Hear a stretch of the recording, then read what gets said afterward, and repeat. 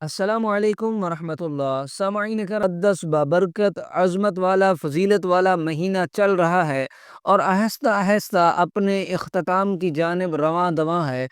سعادت مند لوگ، خوش نصیب لوگ اس مہینہ میں اللہ کی رحمت کو سمیٹ لیتے ہیں، اللہ کی رحمت کو اپنی طرف متوجہ کر لیتے ہیں، کیونکہ رمضان المبارک میں جتنی بھی عبادت کی جائے ان تمام عبادت کا جو اجر ہوتا ہے وہ اللہ رب العزت رمضان المبارک کی وجہ سے دگنا چگنا فرما دیتے ہیں۔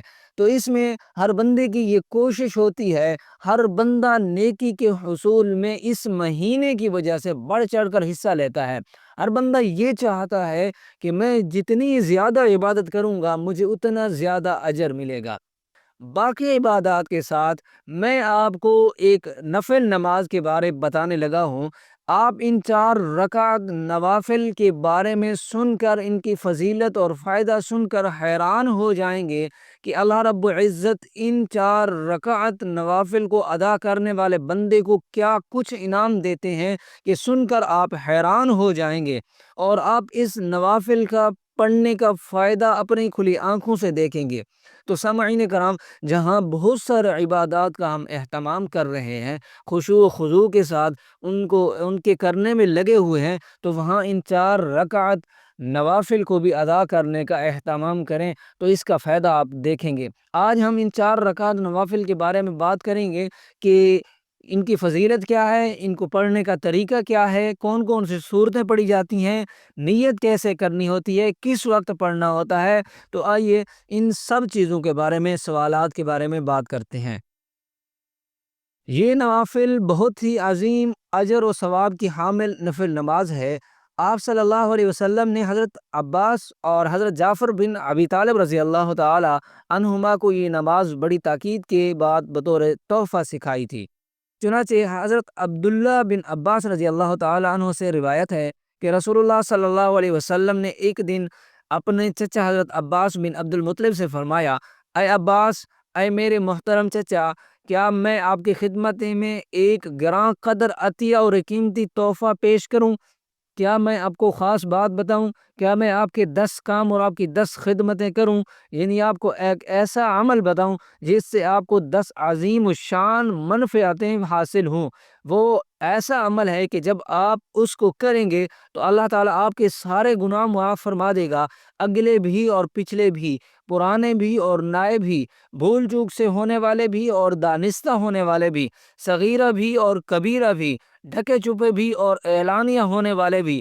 وہ عمل، یہ نوافل ہیں میرے چچا، اگر آپ سے ہو سکے تو روزانہ آپ یہ نوافل پڑھا کریں۔ اگر روزانہ نہ پڑھ سکیں تو ہر جمعہ کے دن ان نوافل کو ادا کر لیا کریں، اور اگر یہ بھی نہ کر سکیں تو سال میں ایک دفعہ ضرور پڑھ لیا کریں، اور اگر یہ بھی نہ ہو سکے تو کم از کم زندگی میں ایک بار ہی پڑھ لیا کریں۔ اس لیے سال بھر میں وقتاً فوقتاً اس کو پڑھنے اور پڑھتے رہنے کی کوشش کرنی چاہیے، اور رمضان المبارک میں دیگر مبارک راتوں اور دنوں جیسے شب برات یا شب قدر یا جمعہ کے دن بھی اس کو اور بھی زیادہ اہتمام سے پڑھنا چاہیے۔ اور یہ کوئی مشکل نہیں ہے، بالکل آسان ہے، بس دل میں نیکی کے حصول کا شوق ہو، اللہ تعالیٰ کی محبت ہونی چاہیے، پھر خود ہی مشقت برداشت کرنا آسان ہو جاتا ہے۔ سامعین کرام، ان 4 رکعت نوافل کے فضیلت آپ نے سن لی۔ اب یہ سنیے کہ ان 4 رکعت نوافل کو پڑھنے کا وقت کون سا ہے۔ سامعین کرام، ان 4 رکعت کو پڑھنے کے لیے کسی وقت بھی آپ پڑھ سکتے ہیں، رات کو پڑھ سکتے ہیں، دن کو پڑھ سکتے ہیں، سوائے ان 3 اوقات کے جن اوقات میں نوافل اور فرائض کو ادا کرنا مکروہ ہوتا ہے، جیسے طلوع شمس، غروب شمس اور زوال شمس۔ یہ 3 اوقات ہیں، ان اوقات کے علاوہ آپ ان نوافل کو ادا کر سکتے ہیں۔ اور رکعت ان نوافل کی صرف 4 رکعت ہیں، آپ نے دو دو کر کے نہیں پڑھنی بلکہ چاروں اکٹھے ہی پڑھنی ہے ایک سلام کے ساتھ۔ یعنی آپ ایک مرتبہ تکبیر کہیں گے، پھر 4 رکعت نوافل ادا کریں گے، جس طرح فرض ادا کرتے ہیں ٹھیک اسی طرح ان نوافل کو ادا کرنا ہوگا۔ اب نیت کیسے کرنی ہے؟ سامعین کرام، نیت دل کے ارادے کا نام ہے۔ آپ کے دل کے اندر نیت یہ ہونی چاہیے کہ میں یہ نوافل، فلاں نوافل ادا کر رہا ہوں اور بندگی اللہ رب العزت کی، اللہ اکبر، بس یہ کہہ کر آپ نے نیت کر لینی ہے۔ پھر اس کے بعد آپ نے نماز شروع کر دینی ہے۔ ہاں، اگر آپ زبان سے کہہ دیں تو بھی مستحب ہے، دل میں نیت کر رہے ہیں کہ میں فلاں نوافل ادا کر رہا ہوں، بس وہ نیت کافی ہو جائے گی۔ آپ جو نوافل بھی ادا کرنا چاہیں، فرض ادا کرنا چاہیں، ہو جائے گا۔ سامعین کرام، اس نماز کا نام ہے صلاۃ التسبیح کی 4 رکعت نماز ہوتی ہے۔ طریقے اس کے 2 ہیں۔ پہلے ایک طریقہ سن لیجئے، پھر دوسرا طریقہ ہے۔ یہ نماز رسول اللہ صلی اللہ علیہ وسلم نے اپنے چچا حضرت عباس رضی اللہ تعالی عنہ کو بطور تحفہ اور عطیہ سکھائی تھی۔ اس کی فضیلت بھی ارشاد فرمائی ہے کہ اس کے پڑھنے سے سارے گناہ چھوٹے بڑے معاف ہو جاتے ہیں۔ اس نماز کے پڑھنے کے 2 طریقے ہیں۔ ایک طریقہ یہ ہے کہ 4 رکعت صلاۃ التسبیح کی نیت باندھ کر پہلی رکعت میں کھڑے ہو کر ثنا اور تعوذ تسمیہ جس طرح عام فرائض میں پڑھتے ہیں، پھر اس کے بعد سورۃ فاتحہ، اور اس سورۃ فاتحہ کے بعد کوئی سورت پڑھنے کے بعد رکوع میں جانے سے پہلے آپ نے 15 مرتبہ یہ تسبیح پڑھنی ہے۔ وہ تسبیح آپ کو آپ کی اسکرین پر نظر آ رہی ہوگی۔ وہ 15 مرتبہ آپ نے پڑھنی ہے، سبحان اللہ والحمد للہ ولا الہ الا اللہ واللہ اکبر۔ پھر رکوع میں جائیں گے، رکوع کی تسبیح پڑھیں گے، سبحان ربی العظیم، سبحان ربی العظیم، سبحان ربی العظیم، 3 مرتبہ یہ پڑھنے کے بعد پھر آپ نے اسی رکوع میں 10 مرتبہ وہ تسبیح پڑھنی ہے، سبحان اللہ والحمد للہ ولا الہ الا اللہ واللہ اکبر۔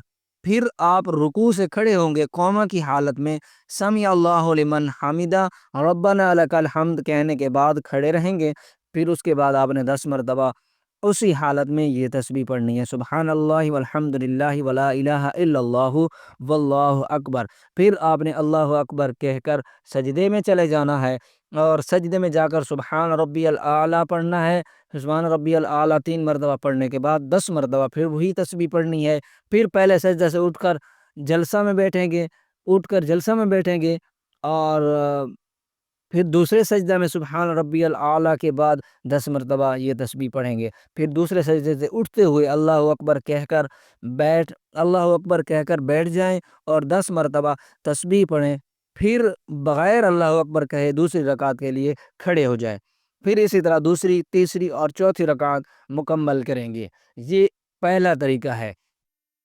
اور دوسری اور چوتھی رکعت کے قعدہ میں پہلے 10 مرتبہ تسبیح پڑھیں اور پھر اتحیات پڑھیں۔ اسی ترتیب سے چاروں رکعت میں تسبیح پڑھیں۔ اس طرح 4 رکعت میں کل تسبیحات 300 مرتبہ ہو جائیں گی۔ ہر رکعت میں یہ تسبیح 75 مرتبہ پڑھی جائے گی۔ اب دوسرا طریقہ وہ یہ ہے، آپ کو جو طریقہ آسان لگے وہی طریقہ بہتر ہے، اس طریقے پر آپ ان نوافل کو ادا کر لیجئے گا۔ یہ پہلا طریقہ تھا، اب دوسرا طریقہ سن لیجئے۔ دوسرا طریقہ یہ ہے کہ پہلی رکعت میں کھڑے ہو کر ثنا کے بعد 15 مرتبہ تسبیح پڑھیں، پھر تعوذ تسمیہ، سورۃ فاتحہ اور کوئی سورت پڑھ کر رکوع میں جانے سے پہلے 10 مرتبہ یہ تسبیح پڑھیں، اور پھر رکوع، قوما، پہلے سجدہ، جلسہ اور دوسرے سجدہ میں 10 مرتبہ جس طرح پہلی طریقہ میں آپ کو بتایا ہے اسی طرح آپ نے 10 مرتبہ تسبیح پڑھنی ہے۔ اس کے بعد اللہ اکبر کہتے ہوئے سیدھے کھڑے ہو جانا ہے۔ آپ نے اسی ترتیب سے دوسری، تیسری اور چوتھی رکعت میں تسبیح پڑھیں۔ دوسری رکعت میں کھڑے ہوتے ہی 15 مرتبہ تسبیح پڑھیں گے، یعنی پہلی رکعت آپ نے مکمل کر لی۔ اب دوسری کے لیے جب سجدے سے آپ اٹھیں گے، کھڑے ہوں گے، تو سب سے پہلے 15 مرتبہ آپ نے وہی تسبیح پڑھنی ہے جو آپ کی سکرین پر نظر آ رہی ہے۔ اسی ترتیب سے باقی رکعت بھی ادا کریں گے۔ یہ دونوں طریقے صحیح اور قابل عمل ہیں۔ جو طریقہ آسان معلوم ہو اس کو اختیار کیا جائے۔ اس نماز کا کوئی خاص وقت نہیں، اسے مکروہ اوقات کے علاوہ جب بھی چاہیں آپ ان نوافل کو ادا کر سکتے ہیں۔ اور اسی طرح سامعین کرام، یہ طریقہ جو آپ کو بتا دیا ہے، ان میں سے جو آپ کو آسان لگے تو اس کو آپ ضرور پڑھ لیجئے اور اس کے پڑھنے کا اہتمام بھی کیجئے۔ اور یہ آپ کی سکرین پر بھی لکھا ہوا ہے، میں نے اشتہار دیا ہوا ہے، اس میں بھی طریقہ لکھا ہوا ہے۔ تو انشاءاللہ تعالیٰ آپ اس نماز کے پڑھنے کا ضرور اہتمام کریں گے، مجھے یقین ہے، اور مجھے دعاؤں میں ضرور یاد رکھیں گے۔ السلام علیکم ورحمۃ اللہ۔